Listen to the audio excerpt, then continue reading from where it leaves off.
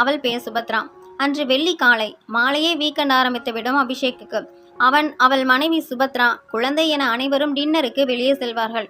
சனியும் ஞாயிறும் மணித்துளிகள் ஓடோடி கரையும் அளவுக்கு குவாலிட்டியான ஃபேமிலி டைம் செலவழிப்பார்கள். கூடவே வீக்கெண்டில் அபிஷேக் சுபத்ரா பெட் டைமும் இருக்கும் என்பதால் இருவரும் அதையும் பரவசத்துடன் எதிர்பார்த்திருப்பார்கள். பை பாய், நைட் டின்னர் போகலாம் என்று சுபத்ராவுக்கு நினைவுபடுத்திவிட்டு அலுவலகம் கிளம்பி சென்றான் அபிஷேக். மதியம் அலுவலகத்தில் லஞ்ச் டைம். பாக்ஸை திறந்தபோது முருங்கைக்காய் சாம்பாரை பார்த்தவுடன் லேசாக சிரித்து கொண்டான் அபிஷேக். அதை கௌதம் பார்த்திருப்பான் என்று அவன் நினைக்கவில்லை. என்னடா முருங்கைக்காயை பார்த்ததும் ஒரு மாதிரி சிரிச்சுக்கிறேன் என்று கௌதம் அதை சொல்லி காட்டி கேட்க இப்போது வெட்க புன்னகை அபிஷேக்கிடம். கௌதமுக்கு ஆச்சரியமாக இருந்தது.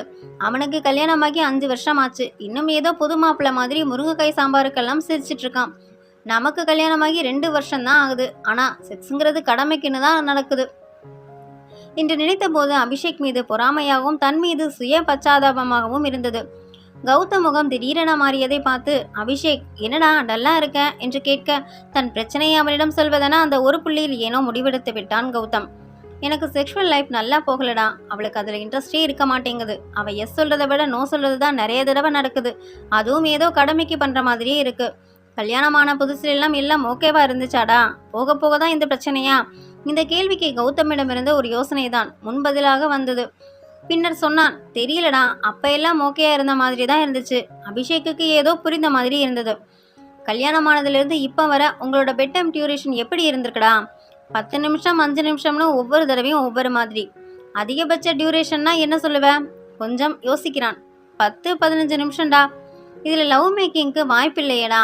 நீங்கள் பண்ணிட்டு இருக்கிறது அல்லது நீ பண்ணிட்டு இருக்கிறது செக்ஸ் மட்டும்தான். இதில் உன் ஒய்ஃபுக்கு இன்ட்ரெஸ்ட் வராமல் போகத்தானே செய்யும். என்ன சொல்லுடா, புரியலை. நான் இப்போ சொல்கிறது தான் உன் பிரச்சனைக்கு காரணமாக இருக்கணுங்கிறது இல்லை. ஆனாலும் உன் வார்த்தைகளில் இருந்து எனக்கு புரிஞ்சதை வச்சு நான் சொல்கிறேன். ஒரு தெளிவும் இல்லாமல் இருக்கேன். உனக்கு என்ன தோணுதோ சொல்லுது. அதில் இருந்தாச்சும் எனக்கு ஏதாச்சும் தீர்வு கிடைக்குதான்னு பார்க்குறேன். செக்ஸுங்கிறது உடம்பை மட்டும் பகிர்ந்துக்கிறது. அதுக்கு 2 உடல்கள் மட்டும் போதும். உடல் தேவை மட்டும் போதும். அந்த உடல்களுக்குள்ள உறவு உணர்வு தேவை எதுவும் இருக்காது. ஆனால் உனக்கு செக்ஸுக்கு தான் உன் மனைவி தேவையாக இருந்திருக்காங்க.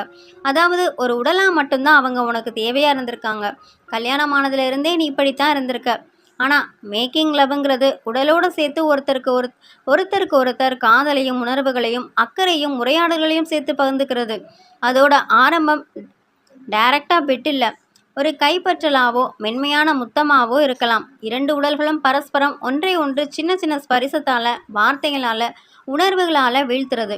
2 உடல்களும் ஒன்றை ஒன்று அன்பால் வெற்றி கொள்வது. இப்போ சொல்லு, உனக்கும் உன் ஒய்ஃபுக்கும் இது வரைக்கும் இருந்த ஈக்குவேஷன் செக்ஸா மேக்கிங் லவ்வா? கௌதமுக்கு குழப்பமாக இருந்தது. டேய், அவன் என் ஒய்ஃப் தான். அவகிட்ட நான் அன்பா இல்லை அக்கறையா இல்லைன்னு சொல்ல வரியா? அவங்களுக்கு புடவை வாங்கி கொடுக்கறது, உடம்புக்கு முடியலன்னா அவங்கள ஹாஸ்பிட்டல் கூட்டிகிட்டு போகிறது, இதையெல்லாம் தானே சொல்ல வர? அதெல்லாம் கடமைகள் தான். கட்டிலுக்குன்னு சில எதிர்பார்ப்புகள் வரையறைகள் இருக்குது. காதலும் காமமும் சேர்வது தான் மேக்கிங் லவ். ஆனால் நீ தாம்பத்தியத்தை உனக்கு மட்டுமான இன்பமாக இதுவரை டீல் செஞ்சுட்டு வந்திருக்க. இன்னும் உனக்கு உரைக்கிற மாதிரி சொல்லணும்னா அவங்க உணர்ச்சிகள் பற்றி, தேவை பற்றி, நிறைவு பற்றி எதுவும் கவலைப்படாமல் உனக்கு மூணு வந்ததும் அவங்கள அப்ரோச் பண்ணி உன் வேலை முடிஞ்சதும் எல்லாம் முடிஞ்சதா நினச்சிருக்க. இதுக்கு உனக்கு எதுக்கு மனைவி? உனக்கு வடிகாலாக இருக்க ஒரு பாலியல் தொழிலாளியே போதுமே. அபிஷேக்கின் வார்த்தைகள் சற்று கடினமானதாக இருந்ததால் கௌதம் முகம் மாறியது. சாரி கௌதம், உடைச்சு சொன்னாதான் உனக்கு புரியும். அதான் இப்படி நான் பேச வேண்டியதாயிடுச்சு. நீ மட்டும் இல்லை, பெரும்பாலான ஆண்களுக்கு இங்கே செக்ஸ் தான் பண்ணுறாங்க. லவ் மேக்கிங்னா என்னன்னே அவங்களுக்கு தெரியறதில்ல. தங்களோட தேவையை தனிச்சுக்க ஒரு உடலாக தான் மனைவியை நடத்துகிறாங்க. இப்போ உன் பிரச்சனையில் இன்னும் துல்லியமாக சொல்லணும்னா ஆரம்பத்துலேருந்தே நீ இப்படித்தான் இருந்திருக்க. உன் ஒய்ஃப் லவ் இல்லாத இந்த செக்ஸ் கம்ஃபர்டபுளாக இல்லைங்கிறது கூட உனக்கு தெரியலை. அவங்களுக்கும் எந்த பிரச்சனையும் இல்லைன்னு நீ நினச்சிருக்க. ஆனால் இப்போ அவங்க நோ சொல்லும்போது உனக்கு பிரச்சனையாகுது. அதுக்கப்புறம் தான் அவங்களுக்கு ஏதோ நாட் ஓகேன்னு உனக்கு யோசனை வந்திருக்கு. இப்போவும் ஒருவேளை உனக்கு ஒவ்வொரு தடவையும் மறுக்காமல் இருந்திருந்தா அவங்கள பற்றி நீ யோசிச்சிருக்கவே மாட்ட. செக்ஸ் தான் பண்ணிட்டு இருந்திருப்ப. கௌதமுக்கு அபிஷேக் சொல்வதெல்லாம் கொஞ்சம் புதிதாக இருந்தாலும் புரியாமல் இல்லை. அபிஷேக் வாட்ஸ்அப்பில் சுபையின் ஒரு நோட்டிஃபிகேஷன் ஒன்று வந்து விழுந்திருந்தது. ஓப்பன் செய்தால் ஒரு 18+. மீண்டும் அதே வெக்கச்சிரிப்பு அவனிடம். இதையும் கௌதம் கவனித்து விட்டான். டேய், இன்னும் என்னடா என்ன பார்த்துட்டு இருக்க? சொன்னதெல்லாம் புரிஞ்சதா என்று கேலியாக அதட்ட சிரித்து கொண்டே அவ்விடம் விட்டு எழுந்தான் கௌதம். அன்று இரவு வானத்தில் சில நட்சத்திரங்களே மின்னிக்கொண்டிருந்தன. மேகம் சூழ்ந்திருந்தது. வழக்கமாக மனைவி சந்தியா இரவு உறங்க கட்டிலுக்கு வந்ததும் இயந்திரத்தனமாக லைட்டை ஆஃப் செய்யும் கௌதம் இன்று மெல்லிய விளக்கு வெளிச்சத்தில் அவள் கைகளை பற்றினான். சந்தியாவுக்கு புதிதாக இருந்தது. இதுவரை அவள் அனுபவித்தே இராத மெல்லிய முத்தம் ஒன்றை அடுத்து கொடுக்க அவள் உடல் சிலிர்த்தது.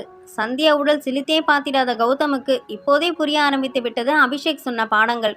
இன்று அவர்கள் பெட்ரூமில் நடந்தது செக்ஸ் அல்ல, முதன்முறையாக தி மேட் லவ்.